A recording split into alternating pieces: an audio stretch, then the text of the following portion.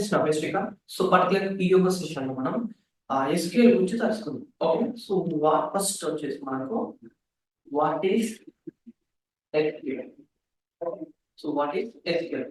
So SQL stands for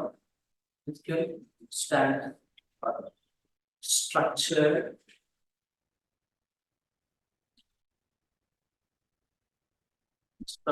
query language అంటారు.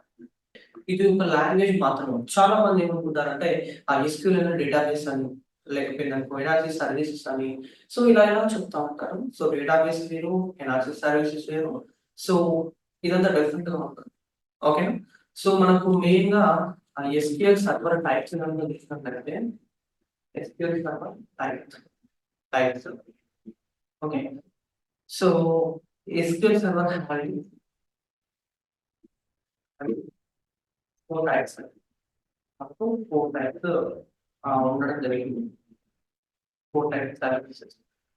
Okay, so వీళ్ళలో మనం చూసుకుంటే ఫస్ట్ ఆఫ్ ఆల్ వచ్చేసి డేటాబేస్.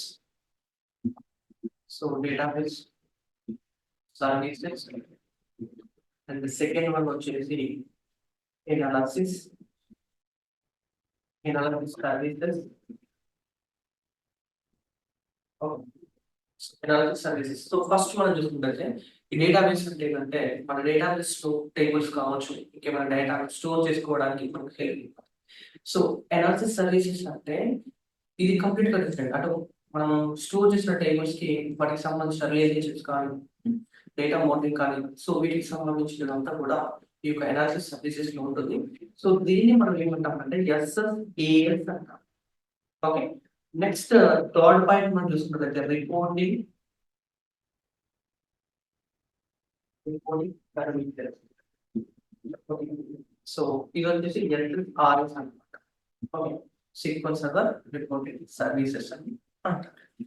తర్వాత నెక్స్ట్ మనం చూసుకున్నట్లయితే ఇంటిగ్రేషన్ సర్వీసెస్.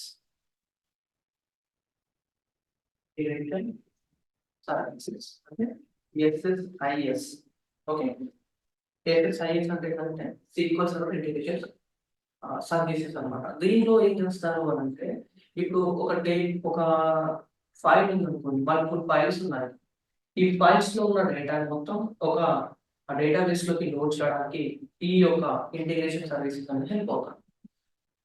షార్ట్ కట్ గా చెప్తున్నాను. రిపోర్టింగ్ సర్వీసెస్ అంటే ఈ యొక్క డేటాబేస్ ఉన్నదనుకోండి, ఈ డేటాబేస్ లో ఉన్న వాల్యూస్ ని మొత్తం తీసుకొచ్చుకొని మనము ఏమైనా కానీ ఇలాగా రిపోర్ట్స్ చేయడానికి ఈ యొక్క రిపోర్టింగ్ సర్వీసెస్ మనకు హెల్ప్ అవుతుంది. సో SSAS అయింది అనుకోండి, అప్పుడు ఇది ఎలా ఉపయోగపడుతుందంటే మల్టిపుల్ టేబుల్స్ ఉన్నాయి నా దగ్గర. ఓకేనా, ఈ టేబుల్స్ కనెక్ట్ రిలేషన్షిప్స్ ని, డేటా మోడలింగ్ కాన్సెప్ట్ ని, తర్వాత ఉన్న టేబుల్స్ లలో డేటాని మనము మెచ్ చేసుకోవడానికి, సో డిఫరెంట్ టైప్స్ ఆఫ్ మనకు యూజ్ అవుతూ ఉంటాయి. ఇప్పుడు దీంట్లో మనకు అడ్వాన్స్డ్ వచ్చింది. సో అడ్వాన్స్డ్ అంటే టాబ్లెట్ మోడల్ కావచ్చు. సో టాబ్లెట్ మోడల్ మనం యూజ్ చేస్తా ఉన్నాం, అది నేను మీకు చెప్తాను. రిపోర్టింగ్ సర్వీసెస్ అంటే మనకు ఆల్రెడీ పవర్ BI చెప్తా ఉన్నాము. SSIS కూడా మనకు వీడియోస్ వస్తూ ఉంటాయి. తర్వాత నెక్స్ట్ SQL కనుక మీరు చూసినట్లయితే, సో SQL అంటే ఏంటంటే ఇది ఒక లాంగ్వేజ్ అండి. సో ఈ లాంగ్వేజ్ తోటి మనం ఏం చేస్తామంటే ఒక డేటాబేస్ క్రియేట్ చేయవచ్చు. క్రియేట్ చేసిన డేటాబేస్ లో టేబుల్స్ ని లోడ్ చేసుకోవచ్చు. ఆ టేబుల్స్ లో డేటాను మనము ఎక్కడికంటే అక్కడికి ఈజీగా షేర్ చేసుకోవడానికి ఈ యొక్క SQL సర్వర్ అనేది యూజ్ అవుతుంది. ఓకే, ఈ డేటాబేసెస్ అంటే ఏంటంటే కలెక్షన్ ఆఫ్ ఇన్ఫర్మేషన్ టేబుల్స్ అవ్వచ్చు. ఓకేనా, SQL వేరు, డేటాబేస్ వేరు, SSAS వేరు, SSRS వేరు, SSIS వేరు. ఓకే, సో మనం SQL సర్వర్ మేనేజ్మెంట్ స్టూడియో అనేది ఓపెన్ చేస్తే ఇలా వస్తుంది. దీని యొక్క ఇన్స్టాలేషన్ సంబంధించిన వీడియో మా ఛానల్లో ఉంది, ఒకసారి చెక్ చేసుకోండి. సో మనం ఎప్పుడైతే కనెక్ట్ అని క్లిక్ చేస్తామో చూడండి, మన డేటాబేస్ ఇంజిన్ అని, ఎనాలిసిస్ సర్వీసెస్ అని, ఇంటిగ్రేషన్ సర్వీసెస్ అని, రిపోర్టింగ్ సర్వీసెస్ కనబడుతూ ఉంటాయి.